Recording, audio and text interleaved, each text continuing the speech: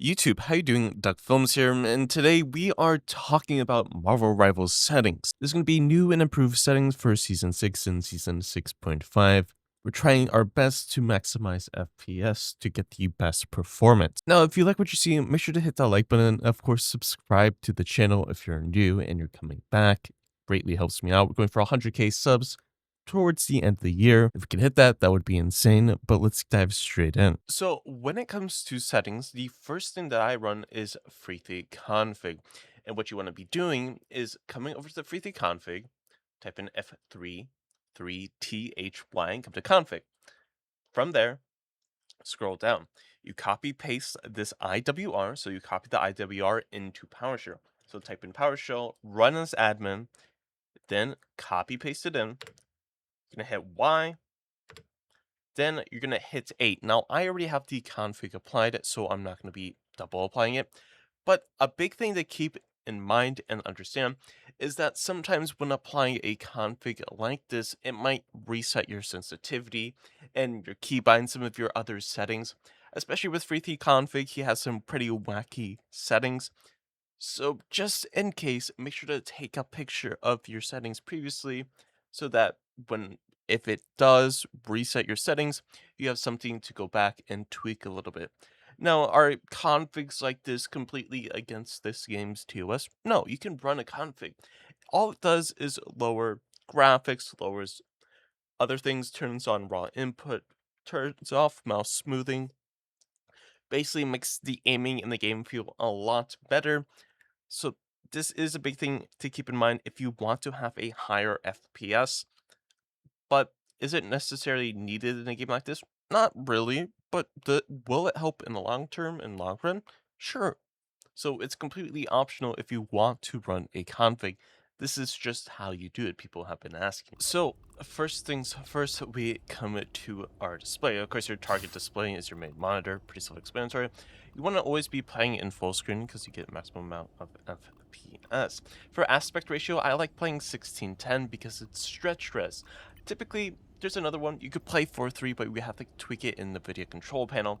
Preferably, I like stretch res because it's just easier to see player models in this game, but something to keep in mind is that you do sacrifice some line of sight because you are stretching the screen, so everything is going to be a little bit closer, so you could have enemies in your peripheral vision that you might not be seeing or not seeing the full story of what's going on.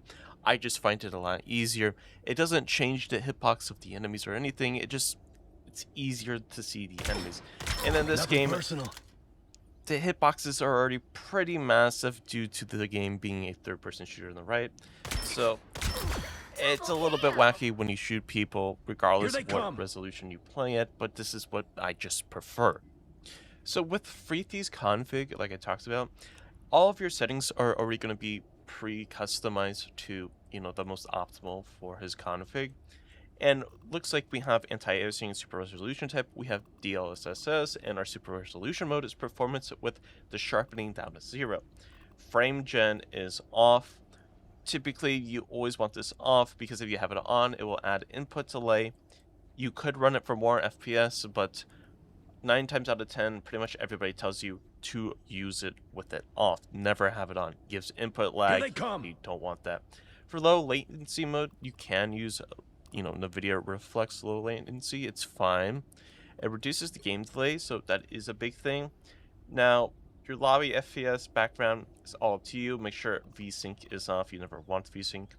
And when it comes to graphics, all of it's already pre-customized, but the model details are on performance and just allows better corners, better edges, everything like that. So that's a quick little display. Like I said, if you're running the config, it will pretty much be done for you. But if you're not running the config, you can just change it to whatever floats your boat. But this is kind of what it looks like. Now for audio, this is what I do. 3934. It's all completely adjusted to sit my own preference. So like I said, depending on what you use, you can change it to whatever.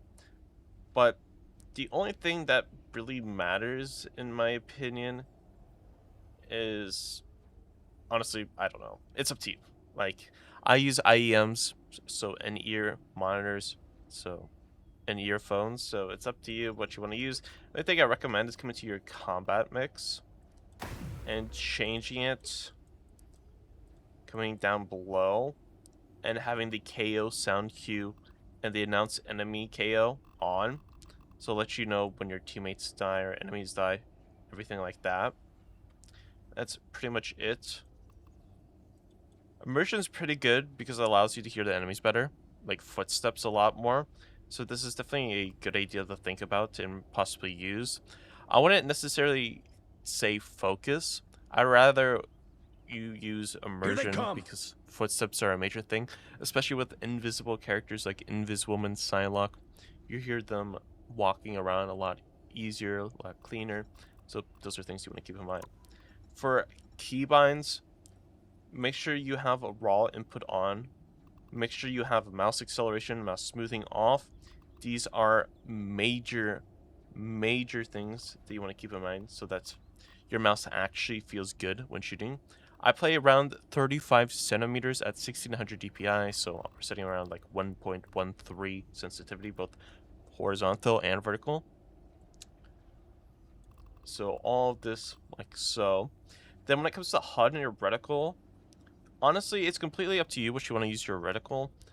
Yes, there is like, you know, those cool reticles that you can use per character, but generally I like everything staying pretty consistent for myself, so I just use a plus, which is, if I come to reticle, Here they come. I just look at the details. You can see width 15, no dot, whatever, outline opacity 18, no blur, no center gap, so that you can actually have a plus. You do 18 because that's what I like.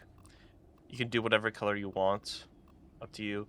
I haven't changed any keybinds. The only thing I added was for jumping. I also have it to a mouse wheel so it can b-hop better on certain characters.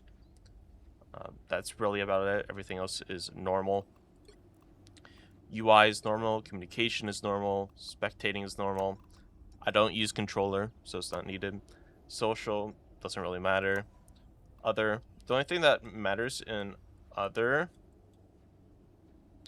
is I have, you can display other Here they come. custom abilities. You can turn this off because I don't think you need it. Not really at all. It just makes everything easier to listen to so that you can have a consistency in who's ulting. Sometimes it's not the best in understanding everything like that. Then accessibility. The only thing I run is that I like my enemy color in orange yellow because I can't really see red, even though I have red selected here, because I never see the warning color anyways, so it doesn't really matter too much. I think having your enemy color to either yellow, orange yellow, and people say also red and purple, those three colors are going to typically be your best bet in seeing the enemy in this game. I think orange or orange yellow is definitely one of the better options. It's something I always use. It makes it pop a little bit more, stand out a little bit more in comparison to a lot of the other colors in this game. Incoming. So I definitely recommend trying to, you know, test around with these colors. Like I said, try to stick to yellowish, purplish, or red. But anyways, like I said, hopefully you found this video helpful in any way, shape, or form. And if you did, make sure to hit that like button, subscribe to the channel if you're new, and if you have your own settings or ideas, anything like that, make sure to leave it in the comments down below. This has been DuckerDuck and I hope you have a great and safe day. And make sure to check out some of my other Marvel Rivals videos, Arc Raiders videos, Battlefield 6 videos, if you like that on this channel. But anyways, see you later.